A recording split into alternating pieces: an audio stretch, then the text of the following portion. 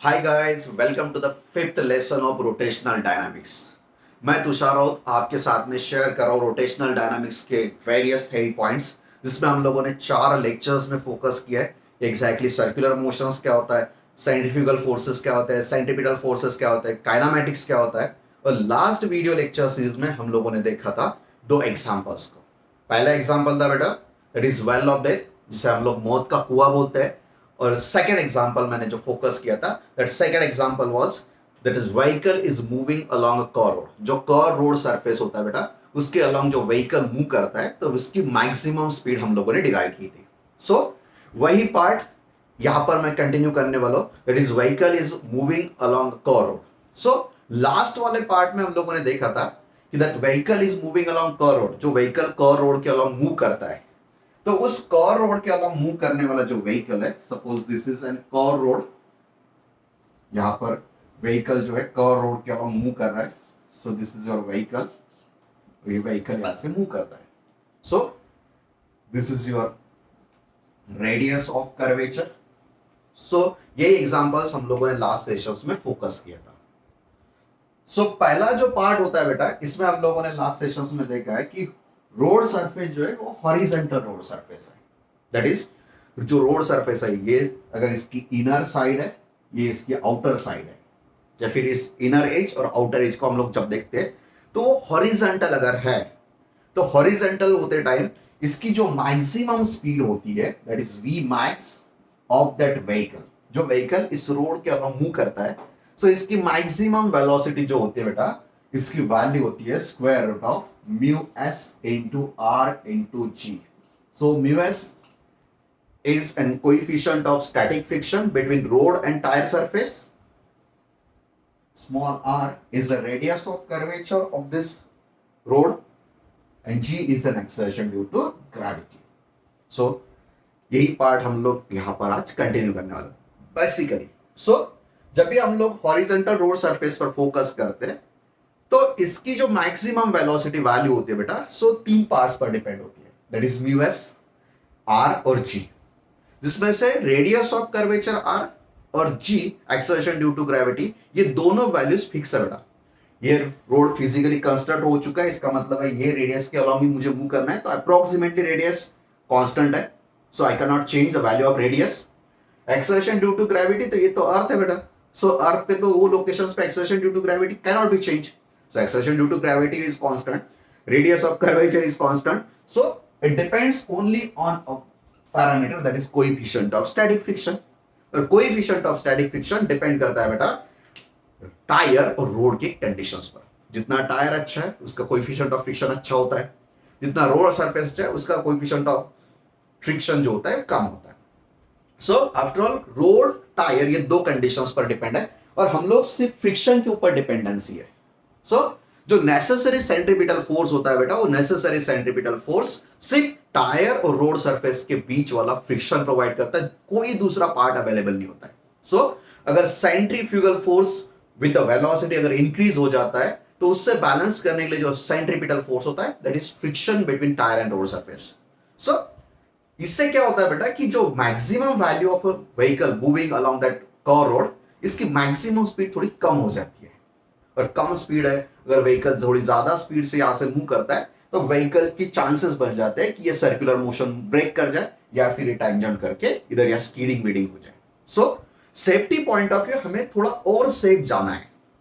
That is एक चीज के ऊपर हमें डिपेंडेंट नहीं है। सेंट्रीपिटल फोर्स जो है हमें तो बाय डिफॉल्ट प्रोवाइड करना है। सेंट्रीफ्यूगल फोर्स तो बेटा साक्षात्कार है, कोई सर्कुलर मोशन प्रोवाइड करता है या सर्कुलर मोशन कुछ भी परफॉर्म करता है तो उसे रेडियली आउटवर्ड फेंकता ही है बेटा। जो रेडियली आउटवर्ड जो फोर्स उसे बाहर खींचता है, बाहर फेंक देता है, उस फोर्स को हम लोग बोलते हैं सेंट्रीफ्यूगल फोर्स, और उसको हम लोग एलिमिनेट नहीं कर सकते हैं।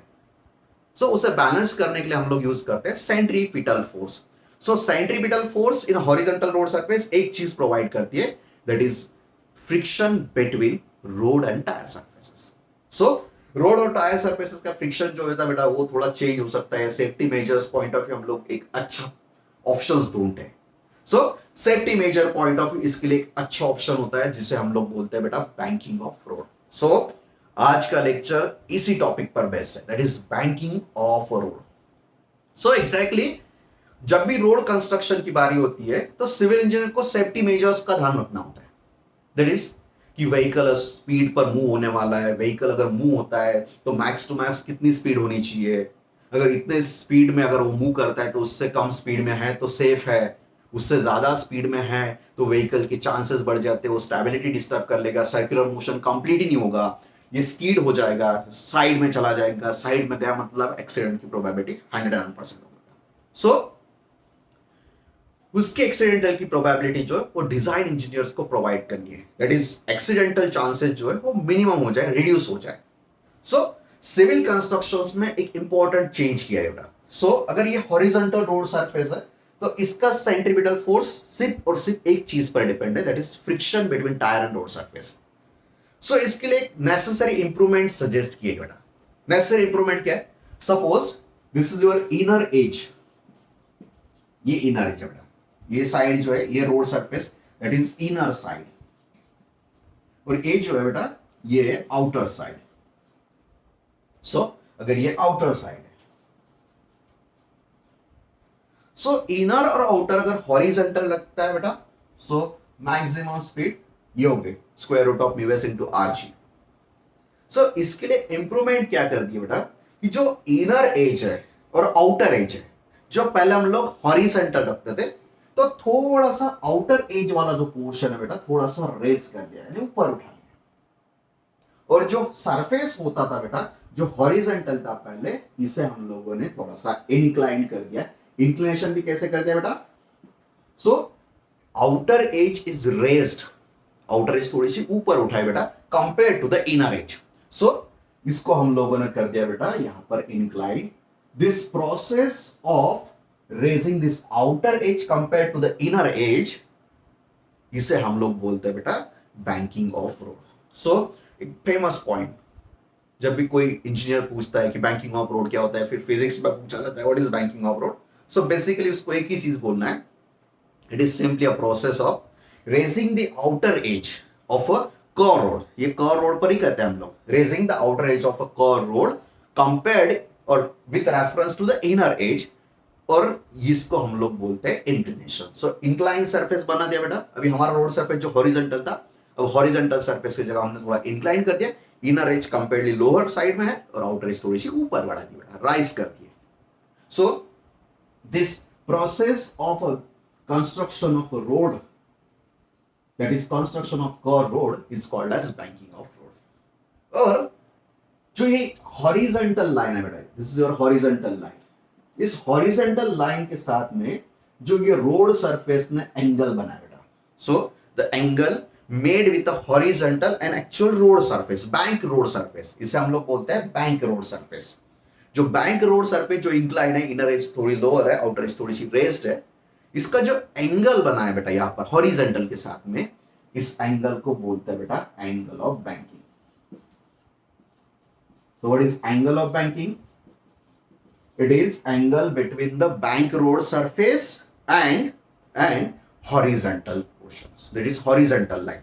जो horizontal line होती है बेटा, इसके साथ में जो बैंक रोड सरफेस एंगल बनाता है, उस एंगल को हम लोग बोलते हैं एंगल ऑफ बैंकिंग। और ये जो ओवरऑल कंस्ट्रक्शन की मेथड है या फिर प्रोसेस है सिविल इंजीनियरिंग में, इसे बोलते हैं बेटा बैंकिंग ऑफ रोड।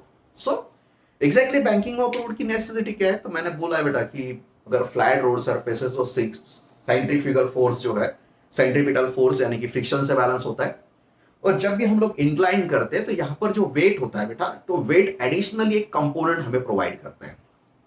सो इससे व्हीकल की मैक्सिमम स्पीड, पहले अगर 70 किलोमीटर पर आवर है तो हम लोग इसकी स्पीड मैक्सिमम बढ़ा सकते हैं। ओके, सो मैक्सिमम स्पीड इसकी वैल्यू अगर बढ़ जाती है, सो safety major point of view थोड़ा और ज्यादा सेफ हो जाता है। सो जनरली जो रोड सरफेस होते हैं, तो अभी तो कोई भी रोड सरफेस है तो बैंक रोड सरफेस होता है, आप लोग फिजिकली भी देखते हो कर्व रोड सरफेस में इंक्लाइन सरफेस होता है। जनरली रोड सरफेसेस थोड़े से स्लोप होते ही बेटा, क्योंकि उससे ऊपर से पानी निकल जाए, और यहाँ पर तो पानी निकलने के लिए तो बड़ा स्लोप है। So it's a best option. Okay बेटा, सो आप लोग को समझ में आएगा बैंकिंग ऑफ रोड क्या होती है। सो यही बैंकिंग ऑफ रोड में हम लोग आज डिस्कस करने वाले 3 टाइप्स के स्पीड को। पहले हम लोग डिस्कस करेंगे कि इसमें व्हीकल कितने सेफ या ऑप्टिमम स्पीड से मूव कर सकता है। सेकेंड पार्ट हम लोग फोकस करेंगे कि अगर ये रोड सरफेस हम लोगों ने बनाया है तो इसकी मैक्स टू मैक्स कितनी वैल्यू हो सकती है, that is maximum value of velocity. उसके बाद में अगर ये इंक्लाइन सरफेस हम लोग थोड़ा ज्यादा इंक्लाइन कर जाते हैं तो ये नीचे भी आ सकता है। सो इसके लिए हम लोग ट्राई करेंगे मिनिमम स्पीड लिमिट। सो 3 स्पीड हम लोग फोकस करने वाले, दैट इज ऑप्टिमम और सेफेस्ट स्पीड। उसके बाद में second maximum speed of a vehicle, और थर्ड पार्ट हम लोग लिमिट, लोअर लिमिट साइड में हम फाइंड आउट करेंगे मिनिमम लिमिट ऑफ दिस। सो जिसे हम लोग जनरली स्पीड लिमिट्स बोलते हैं। क्या होता है बेटा? Speed limits. सो इसे हम लोग यहां पर फोकस करते हैं। सो आप लोग को समझ में आया बेटा? इनर एज थोड़ी लोअर साइड है, आउटर एज थोड़ी सी ऊपर उठा ली है बेटा, और जो सरफेस है इनर और आउटर के इसमें इंक्लाइन कर दिया, जिसे हम लोगों ने बैंकिंग ऑफ रोड बोल दिया। ओके, सो मैक्सिमम स्पीड आपको ध्यान रखना है कि अगर फ्लैट सरफेस था तो उसके लिए एक ही चीज थी, that is square root of bs into r। So पहले तो यहां पर मैं डायग्राम बना देता हूं बेटा। सो बैंकिंग ऑफ रोड अगर मुझे फोकस करना है, so this is your horizontal surface, पहला सरफेस है बेटा। सो ये होगी इनर साइड, आउटर साइड में थोड़ा यहां पर चेंज कर लेता हूं बेटा, ऊपर उठा लिया। सो इनर एज के कंपैरिजन में आउटर एज थोड़े से ऊपर उठाना, this process is called as banking of road. चलो बेटा, सो ये रोड सरफेस है, no this is your road surface. यहां पर ऐसे थोड़ा सा ऐसा रखता हूं मैं, this is my road surface. Inner edge है बेटा ये,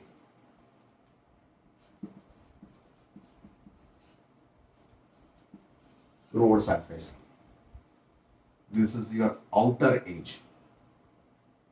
सो आउटर एज यहां पर लिखता हूं मैं, और यहां से यहां तक इसने ऊपर उठाया बेटा, एच हाइट तक ऊपर उठाया।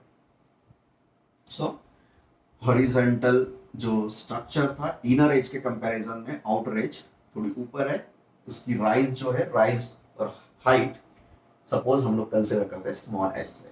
सो हम लोग फ्रंट साइड में इसका कंस्ट्रक्शन ऐसे होता है बेटा। जब भी हम लोग तीनों एग्जांपल्स फोकस करते हैं, बोर्ड में क्या होता है बेटा, तीनों स्पीड पर फोकस होता है, उसमें सबसे ज्यादा फोकस होता है सेपर स्पीड और मैक्सिमम स्पीड। अभी क्या होता है, पुराना जो सिलेबस था उसमें लोअर लिमिट्स थी नहीं, मैक्सिमम स्पीड वही ऑप्शंस था। सो अभी सेफर स्पीड और मैक्सिमम और मिनिमम स्पीड ये दोनों है बेटा। सो जो व्हीकल है बेटा, अगर ये रोड इंक्लाइन है तो व्हीकल को भी इंक्लाइन ही मूव करना है। सो इस रोड सरफेस को पैरेलली मैं यहां पर ड्रॉ करता हूं एक व्हीकल। सो तीनों डायग्राम ऐसी बनने वाले बेटा। सो ये हो गया बेटा मेरा vehicle. So this is my vehicle, ये व्हीकल का tyre surface,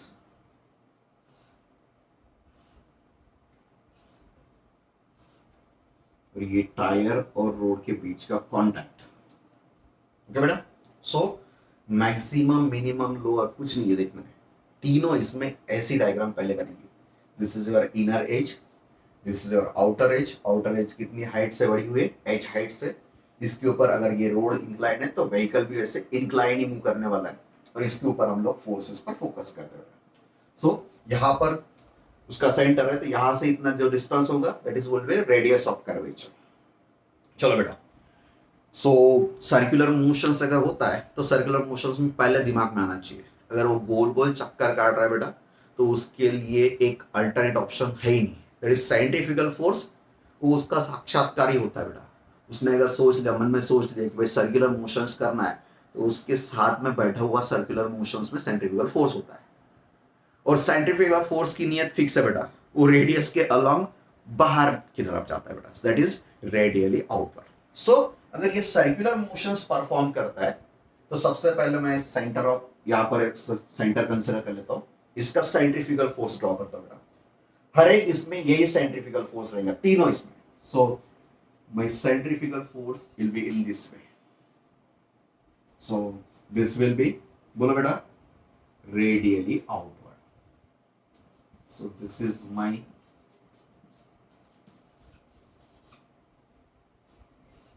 centrifugal force, centrifugal force की वैल्यू होती है बेटा mv² डिवाइडेड बाय r। चलो, so centrifugal force is radially outward, जिसकी मैग्नीट्यूड होती है mv² divided by r। m stands for mass of this vehicle, v stands for velocity of that vehicle, r stands for radius of curvature of this road surface, जो curve road होता है उसकी radius of curvature. उसके बाद में second component आपको ध्यान रखना है बेटा, इसका weight. So weight is an gravitational force of attraction, और जब भी आप लोग वेट पर फोकस करते हो तो वेट में आप लोग को ध्यान रखना है कि weight is always vertically downward. It is centered through vertically downward भी होता है। सो यहां पर इसे मैं वेट दिखा देता हूं बेटा, that is my weight W equals to mg। m stands for mass, g stands for exertion due to gravity। सो चलिए बेटा, यहां पर आप लोगों ने देखा है कि दो फोर्सेस जिसे आप लोग कहीं पर भी एलिमिनेट नहीं कर सकते हो, that is radially outward centrifugal force, vertically downward, that is weight. So इस सरफेस को यहां पर मैं थोड़ा सा पैरेलल ड्रॉ कर लेता हूं बेटा। सो यहां पर मैंने पैरेलल लाइन ड्रॉ कर ली है, जस्ट मैंने रेफरेंस लाइन ड्रॉ की बेटा, this is a reference line, just मैंने रेफरेंस ड्रॉ किया बेटा। ये लाइन और ये लाइन दोनों पैरेलल है। अब पैरेलल लाइन इसलिए ड्रॉ की बेटा मैंने, क्योंकि यहां पर जो फ्रिक्शनल फोर्स है, मुझे जस्ट यहां पर दिखाने के लिए थोड़ा प्रॉब्लम हो जाता है, क्योंकि यहीं पर पेन में थोड़ा हो जाता है। सो फ्रिक्शनल फोर्स हम लोग यहां पर दिखा देंगे। सो इस लाइन के along, that is actually fictional force, तो ये रोड सरफेस के अलॉन्ग ही लगने वाला है। फ्रिक्शनल फोर्स मैंने लास्ट सेशंस में बताया था बेटा, फ्रिक्शन का एक ही नेचर है, जहां पर मोशन हो रहा है बेटा, मोशन को अपोज करो, और जो कॉन्टैक्ट सरफेस होता है वो कॉन्टैक्ट सरफेस के बीच में एग्जिस्टेंस दो। उसका nature opposite to the motion of an object, जिस डायरेक्शन में मोशन कर रहा है उससे अपोजिट, या फिर मोशन होने के लिए ट्राई कर रहा है। और मैक्स टू मैक्स फ्रिक्शनल की वैल्यू जितनी होती है बेटा, उसे बोलते हैं static friction, that is μs into n। μs means static frictions coefficient और n means normal reactions। सो मैं फ्रिक्शन के लिए रेड लाइन ड्रॉ करके रखता हूं, और फ्रिक्शन कभी अकेला नहीं होता बेटा, फ्रिक्शन हमेशा होता है परपेंडिकुलर नॉर्मल रिएक्शन के साथ में। So this is my normal reaction. So बेटा नॉर्मल रिएक्शन देखो, ये vertically downward, this is your right side horizontal, but normal reaction is not vertical और हॉरिजॉन्टल। नॉर्मल रिएक्शन का नेचर होता है बेटा, जो सरफेस होता है वो सरफेस को परपेंडिकुलर, तो हमारा सरफेस ही इंक्लाइन है। अगर ये इंक्लाइन सरफेस है तो ये भी बेटा इंक्लाइन होने वाला है। So this will be my normal reaction.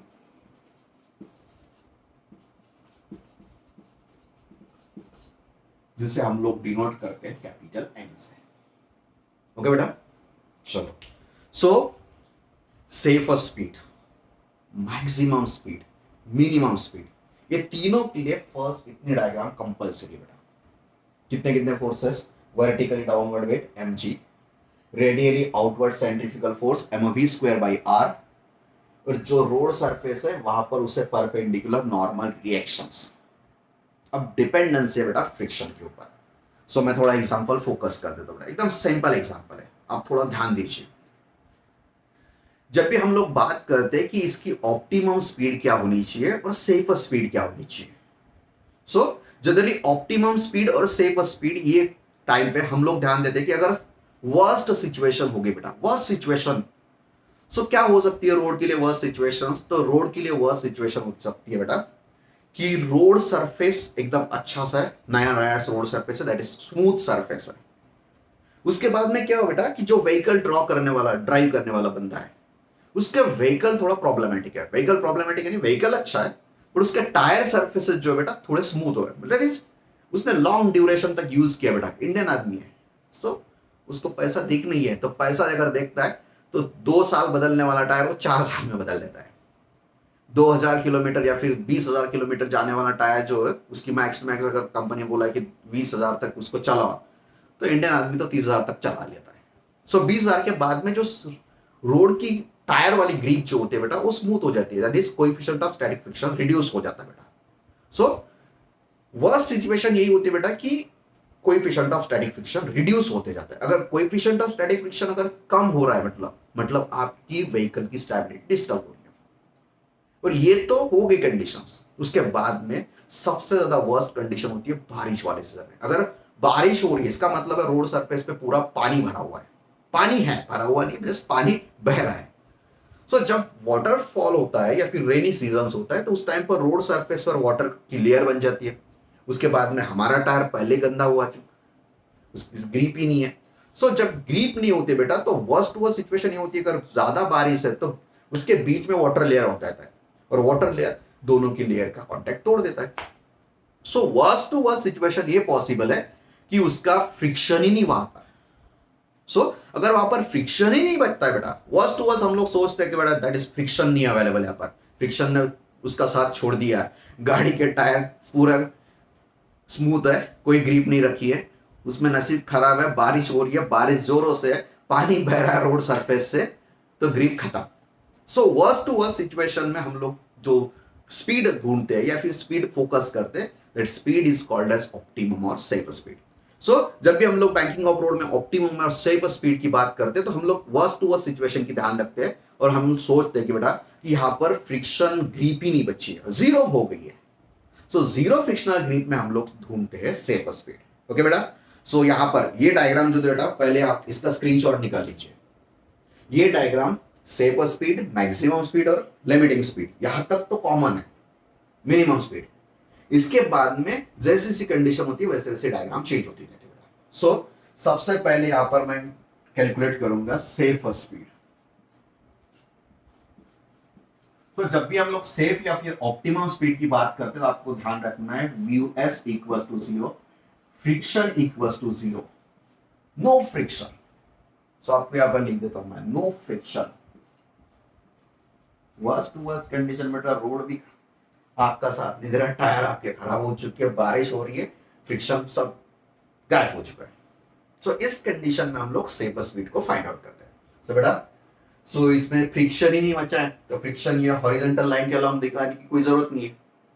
सो जब भी हम लोग बैलेंसिंग वाली बात करते हैं तो ये नीचे वाला फोर्स है बेटा, ये हॉरिजॉन्टल राइट साइड में जा रहा है और ये थोड़ा तिरछा जा रहा है, दैट इज इंक्लाइन फोर्सेस। सो इसे हम लोग बैलेंस करने के लिए क्या करते हैं, दिस नॉर्मल रिएक्शन को हम लोग रिजॉल्व कर लेते हैं। ये नॉर्मल रिएक्शन का हम लोग रिजोल्यूशन करते हैं। सो जनरल रिजोल्यूशन कैसे होता है बेटा, रिजोल्यूशन में फोर्स एक वेक्टर क्वांटिटी है। So suppose this is your force F। सो मैं इसे दो परपेंडिकुलर कंपोनेंट्स में डिराइव कर या फिर रिजॉल्व कर सकता हूं। सो अगर मैंने एक कंपोनेंट हॉरिजॉन्टल ले लिया और दूसरा कंपोनेंट वर्टिकल ले लिया, सो अगर ये एंगल थीटा है, देखो बेटा जिस कंपोनेंट का एंगल बना दे, सपोज यहां पर मैंने थीटा कंसीडर किया है, तो जिस कंपोनेंट का एंगल हम लोग लेते हैं वो कंपोनेंट बन जाता है बेटा cosine component, that is this will B F cosine of theta.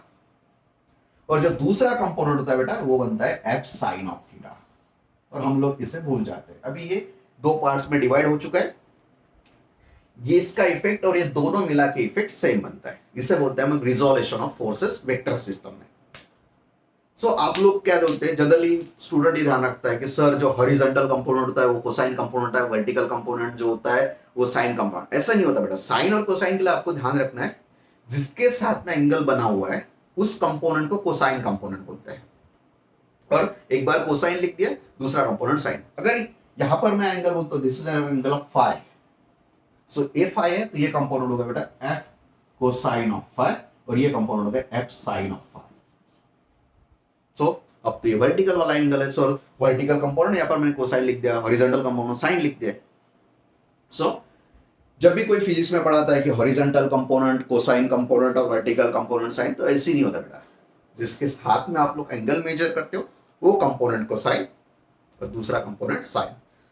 सो मैं इसे रिजॉल्व करता हूं दो पार्ट्स में। देखो बेटा, क्योंकि इसके साथ में इसका बैलेंसिंग अपोजिट चाहिए मुझे और इसके साथ में इसका अपोजिट चाहिए।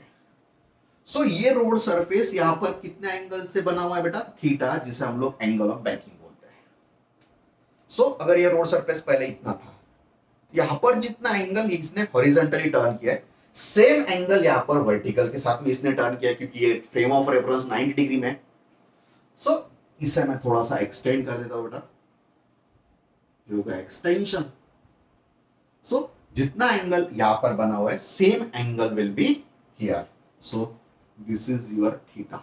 अगर ये थीटा है बेटा, ये पार्ट एन है, तो जिसके साथ में एंगल बना हुआ है this component is an cosine of theta. और इसका जो दूसरा कंपोनेंट है हॉरिजॉन्टल, जो इस डायरेक्शन में होता है बेटा, तो यहां पर मैं रेड दिखाता हूं, इसका जो एरो है सिर्फ ब्लू दिखा देता हूं बेटा. सो ये कंपोनेंट तो यहां तक ही है, सिर्फ मैं डायरेक्शन थोड़ी बढ़ा देता हूं यहां पर. सो ये बन गया बेटा एन साइन ऑफ थीटा. और उसके बाद में मैं इसे कंसीडर करना छोड़ देता हूं, क्योंकि क्या क्या बेटा मैंने एन साइन ऑफ थीटा और एन कोसाइन ऑफ थीटा दोनों फोर्सेस एडजस्ट कर लिए, जिसके जगह पे नॉर्मल रिएक्शन जो इंक्लाइन था. क्यों किया बेटा? क्योंकि मुझे वेट को बैलेंस करना है एक अपोजिट फोर्स के साथ में, और सेंट्रीफ्यूगल फोर्स को बैलेंस करना है दूसरे अपोजिट के साथ में. ओके, सो इससे बैलेंस कर लेते हैं बेटा यहां पर. सो बैलेंसिंग के लिए तो मैंने आप लोग को पहले ही समझा था बेटा, जितने फोर्सेस ऊपर है उतने फोर्सेस नीचे होने चाहिए, जितने फोर्सेस हॉरिजॉन्टल है सब जीरो होने चाहिए.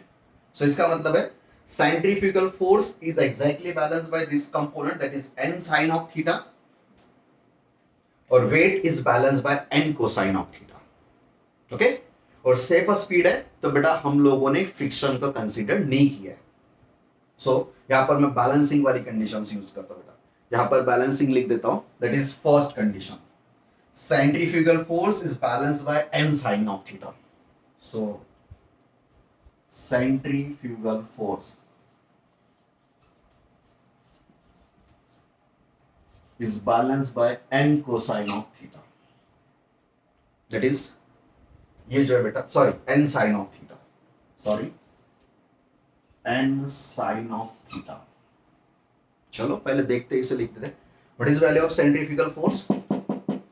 mv square. हम लोग कौन सी वैल्यू कैलकुलेट कर रहे हैं वेलोसिटी की? Safe. So this will B mv square divided by r equals to n sin of theta. This is my first equation. देखो बेटा, हॉरिजॉन्टल फोर्स सेंट्रीफ्यूगल बैलेंस किया n sin थीटा ने, तो लिख दिया बेटा mv स्क्वायर, इससे बैलेंसिंग होता है n sin of थीटा. चलो दूसरा कंपोनेंट देखते हैं बेटा, वेट. वेट को बैलेंस किया बेटा यहाँ पर n कोसाइन ऑफ थीटा ने. बैलेंसिंग कैसे? जितने नीचे उतने ऊपर जाने चाहिए, जितने लेफ्ट साइड में उतने राइट साइड में होने चाहिए. So n cosine of theta अगर बात देखते हैं, चलो second part, that is wait.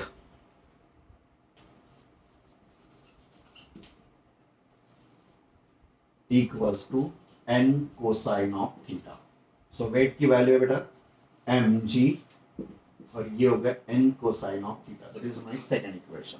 भाई लास्ट वाले दो एग्जांपल्स में हम लोगों ने पहले हॉरिजॉन्टल फोर्सेस को एक साथ इक्वेट किया था, दूसरे वर्टिकल, और तीसरे स्टेप में हम लोग क्या करते हैं बेटा, पहले हम लोग हॉरिजॉन्टल लिख देते हैं, उसके बाद में वर्टिकल. अब मैं इक्वेशन 1 और इक्वेशन 2 को डिवाइड कर देता हूं. So equation 1 divide by equation 2. Last वाला एग्जांपल में भी हम लोगों ने यही किया था बेटा. So equation 1, what is value of equation 1? mv square upon r n sin of theta divided by mg, और ये n cosine of theta. So n will be get cancelled, this mass will be get cancelled, so this will become v square upon rg equals to sin theta divided by cosine theta, that is equals to tangent of theta. So यहाँ पर जो velocity square बना है बेटा, so what is value of velocity square? So velocity square will be rg dividation है, तो यहाँ पर multiplication, that is rg tangent of theta. So यहां पर हम लोगों ने सेफस्ट जो वेलोसिटी है बेटा उसका स्क्वायर कैलकुलेट किया. सो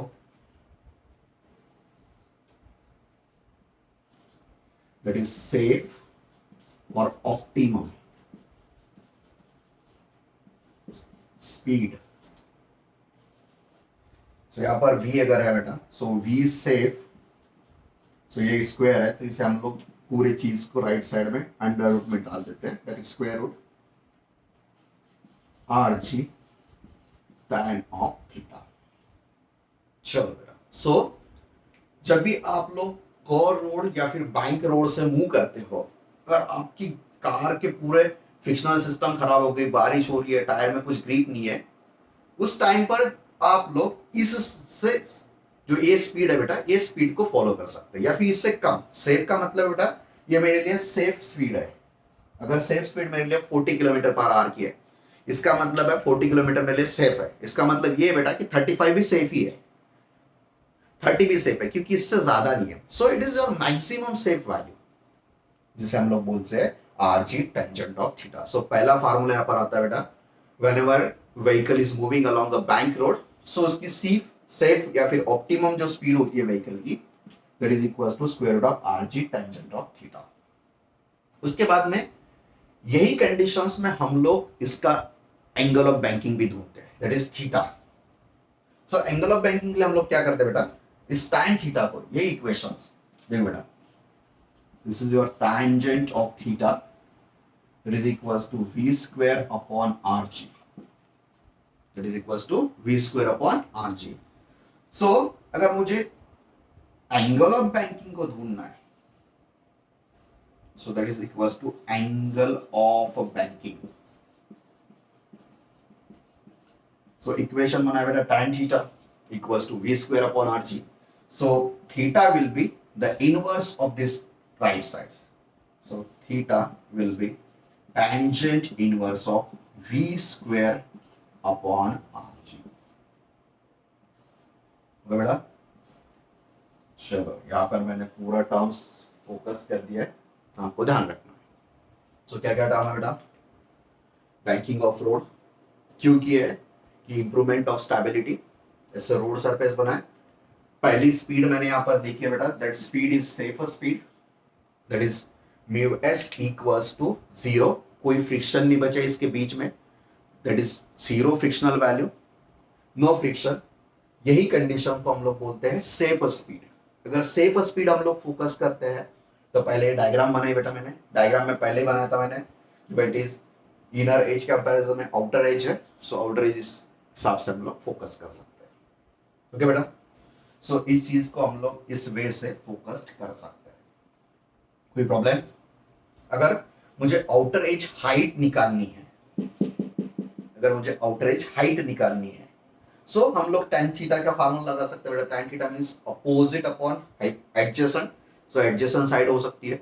अगर एडजेसेंट साइड पता नहीं, रोड सरफेस ही पता है, तो थीटा आप लोग को पता है, tan थीटा में थीटा निकाल लेंगे, उसके बाद में हम लोग sin थीटा यूज करेंगे। sin थीटा में opposite upon hypotenuse, hypotenuse will be the length of road surface.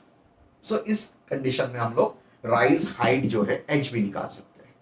सो जब भी आप लोग बैंकिंग ऑफ रोड पे फोकस करते हो, तो बैंकिंग ऑफ रोड में एंगल ऑफ बैंकिंग अगर ढूंढते हैं, फिर फाइंड आउट करते हैं, सो यही फार्मूला हम लोग यूज करते हैं। सो बेटा सेफ स्पीड में आप लोग को ध्यान रखना है, there will be no friction, worst to worst situation friction खराब हो चुका है बेटा, टायर में ग्रिप नहीं बची है, सो इस कंडीशन में उसके बाद में हम लोगों ने कंपोनेंट्स दिया है, आपको ध्यान रखना है normal reaction is always perpendicular to road surface, contact surface को हमेशा परपेंडिकुलर होता है, ये तिरछा है, centrifugal radially outward, weight vertically downward, ये तो कभी कम होने वाला नहीं बेटा। सो नॉर्मल रिएक्शन को हम लोग रिजॉल्व करते हैं, रिजॉल्व करते टाइम आप लोग को ध्यान रखना है वही कंपोनेंट जिसके साथ में एंगल मेजर होता है वो कोसाइन होता है, दूसरा कंपोनेंट साइन कंपोनेंट होता है। सो रिजोल्यूशन कर दिया बेटा, एन रिएक्शन को मैंने मिनिमाइज कर दिया, बंद कर दिया, N cosine of theta N sine of theta दोनों बना दिए। So N sine theta will be balance centrifugal force, N cosine theta will be balance weight. दो इक्वेशंस में लिख दे, equation 1 divide by equation 2, mass will be get cancelled, and भाई साहब भी गए sine theta divide by cosine theta, trigonometry हमें बता दिए, it will be tangent of theta, so v square upon rg equals to tan theta, so v square equals to rg tangent of theta. so इस safe speed है या फिर optimum speed है, so v will be square root of rg into tan of theta, और अगर tan theta की बात है v square upon rg, so angle of banking अगर मुझे मेजर करना है तो theta will be tangent inverse of v square divided by rg. so in this way we can calculate the safest speed of a vehicle. so बेटा safest speed of vehicle हम लोग इसमें calculate कर सकते हैं। सो मैं होप कर सकता हूँ कि आप लोग को बैंकिंग ऑफ रोड की नेसेसिटी पता चल गई होगी, स्टेबिलिटी बढ़ानी है, उसके बाद में सेफ स्पीड की कंडीशन पता चल गई होगी, सेफ स्पीड का एक्सप्रेशन। सो बहुत बार ये बोर्ड में पूछा जाता है, तो अगर आप लोग कंफ्यूज हो जाते हैं। जब भी आपको सेफ स्पीड पूछी जाती है बेटा, या फिर बैंकिंग ऑफ रोड पूछा जाता है, या फिर एंगल ऑफ बैंकिंग डिराइव करने के लिए पूछा जाता है 3 या 4 मार्क्स के लिए, तो आपको ये करना है। मोटा मोटी क्या है, जनरली मैक्सिमम और मिनिमम स्पीड, मैक्सिमम स्पीड बच्चों मोस्ट ऑफ फोकस करते हैं, तो सेफ स्पीड भी फोकस करनी चाहिए बेटा। इजी है, इसमें तो फ्रिक्शन भी नहीं बचता बेटा। सो फ्रिक्शन भी नहीं है, सेफ स्पीड में हम लोग इससे इजीली फोकस कर सकते हैं। ओके बेटा, थोड़ा वीडियो लंबा चलने वाला है, इसलिए मैं इस वीडियो को ऑलरेडी 35 मिनट्स हो चुके हैं। सो मैं यहाँ पर थोड़ा ब्रेक ले लेता हूँ बेटा। आप लोग इसे अच्छी तरह से पढ़ लीजिए, एक इंपॉर्टेंट क्वेश्चन है। और स्पीड लिमिट जो है मैक्सिमम और मिनिमम स्पीड अगर यहाँ पर कंटिन्यू कर दिया तो मैक्स टू मैक्स और 1 घंटा चलेगा। सो 1.5 घंटे वाला वीडियो अच्छा नहीं लगता है। सो मैक्सिमम और मिनिमम स्पीड हम लोग नेक्स्ट वीडियो में बनाएंगे। सो उसके पहले क्वेश्चंस को फोकस करते हैं। यहाँ पर क्वेश्चंस होता है बेटा, derive the safe speed equation. तो हम लोग सेफ स्पीड इक्वेशन बोलते हैं, या फिर find out the angle of banking. उसके बाद में एक चीज पूछते हैं, प्रूव दैट। हम लोग इसे प्रूव या फिर शो दैट भी बोल सकते हैं। Show that the safer speed is independent of mass of vehicle। इसमें कहीं पर भी मास नहीं बेटा, मास कैंसिल हो चुका है। सो यही एक्सप्रेशन आप लोग सेफ स्पीड की वैल्यू निकालेंगे, that is value square root of R G divide by theta time theta. उसके बाद में from above equation it is prove that the velocity is not depend on mass of a vehicle. So vehicle की कोई मास की dependency, question वही है बेटा, सब आपके सामने है, सिर्फ उसको उसने पूछा अलग वे में है। अगर उस वे में पूछता है कि शो दैट, सो यही इक्वेशन लिखना है, सिर्फ नीचे स्टेटमेंट लिखना है, from the above equation it is prove that it is clear that that is safe speed is independent of mass of vehicle. उसके बाद में अगर थीटा भी पूछा है, the angle of banking is independent of mass of vehicle. So angle of banking depend किसके ऊपर है, v पर, r पर और g पर। r और g तो मोस्ट प्रोबेबली कांस्टेंट ही है, acceleration due to gravity constant है, स्ट्रक्चर हो चुका है बेटा, तो r अप्रोक्सीमेटली कांस्टेंट ही रहे। सिर्फ थोड़ा व्हीकल कम ज्यादा हुआ तो थोड़ा सा प्रोबेबल चांसेस, बट वो भी नहीं है। आपके हाथ में सिर्फ सीट है। सो सेफ स्पीड मतलब इसके ऊपर नहीं जाना है बेटा, नहीं तो आपका टिकट कटने वाला है। So it will B increases the chances of accident, skidding हो सकती है, स्लीप हो सकती है। So this is your safe speed, important है, आप लोग को ध्यान रखना है। ओके बेटा, सो वीडियो लंबा है इसलिए मैंने ब्रेक ले लेता हूँ, और जो नेक्स्ट वीडियो होगा उसमें हम लोग पढ़ेंगे बेटा exactly the maximum speed of vehicle moving along bank road और मिनिमम स्पीड। उसमें हम लोग स्पीड लिमिट पर ही यही डायग्राम कंटिन्यू करेंगे एक बार, और उस क्वेश्चंस में इस डायग्राम को निकालूंगा, वहां पर भी कंटिन्यू करूंगा। डायग्राम सिर्फ ये एन वगैरह वाला जो पोर्शन है इसमें कोई चेंजेस नहीं बेटा, मैक्सिमम रहो मिनिमम रहो, ये डायग्राम आपकी कंफर्म है। और मैक्सिमम और मिनिमम स्पीड में सिर्फ यहाँ पर ये जो रेड लाइन मैंने यहाँ पर इंक्लाइन ड्रॉ किया बेटा, इसके अलाउंग फ्रिक्शन ऐड होने वाला है। So addition to this diagram friction add करके हम लोग इसे फोकस करेंगे। सो नेक्स्ट वीडियो जो कि कल ही मैं डिलीवर करूंगा, इस नेक्स्ट वीडियो में हम लोग फोकस करेंगे बेटा मैक्सिमम और मिनिमम स्पीड को। मैं वो आशा करता हूँ कि आप लोग को ये थोड़ा वीडियो अच्छा लगा होगा। मैं यहाँ पर थोड़ा साइड में हो जाता हूँ, अगर आपको लगता है तो आप स्क्रीनशॉट निकाल के इसका नोट्स में लिख सकते हो, यही नोट्स में आपका फाइनल हो जाएगा। ओके, सो बेटा आपको ये वीडियो सीरीज अच्छी लगती है तो आपके दोस्तों के साथ शेयर कर लीजिए, चैनल को सब्सक्राइब भी करके रखिए, क्योंकि इसमें बहुत सारे इंटरेस्टिंग वीडियो सीईटी वगैरह सब हम लोग यहाँ पर फोकस करेंगे, जेई के लिए भी फोकस करेंगे। ओके, सो सिर्फ बने रहिए, और थोड़ा कमेंट शेयर करने के बाद में थोड़ा सा मुझे भी मोटिवेशन मिलता है। सो उस मोटिवेशन के लिए आप ही सोर्स हो। सो ये मोटिवेशंस आपका बना के रखिए। मिलते हैं नेक्स्ट वीडियो में मैक्सिमम और minimum speed, that is speed limit along banking of road. Banking of road की नेसेसिटी एक क्वेश्चन होता है, तो उसको भी आपको ध्यान रखना है। ओके बेटा, थैंक यू।